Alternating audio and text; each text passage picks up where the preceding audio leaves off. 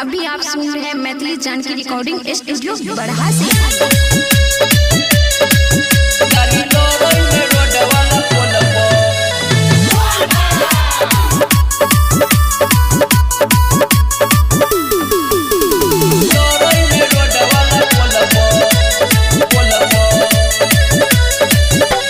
सुनु ड्राइवर गम यो ज्यादा मारू ने गाजा के दम यो।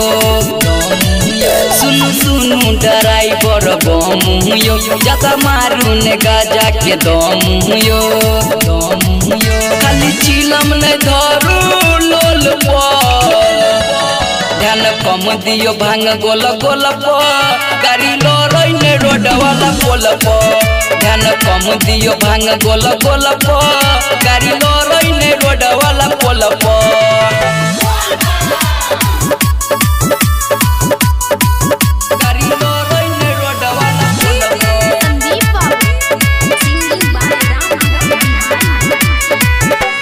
करू ने नशा में लालियो दुर्बो के बाबा महाकालियो। करू ने नशा में लालियो दुर्बो के बाबा महाकालियो। बम बैसल बीच वाला टोल ध्यान कम दियो भांग गोल गोल गाड़ी लड़ई ने रोड वाला पोल ध्यान कम दियो भांग गोल गोल गाड़ी लड़ई ने रोड वाला पोल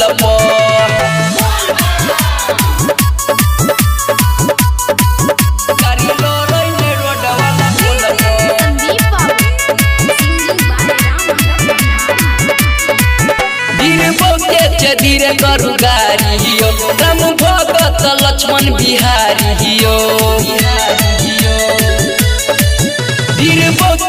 धीरे करू गाड़ी राम भगत लक्ष्मण बिहारी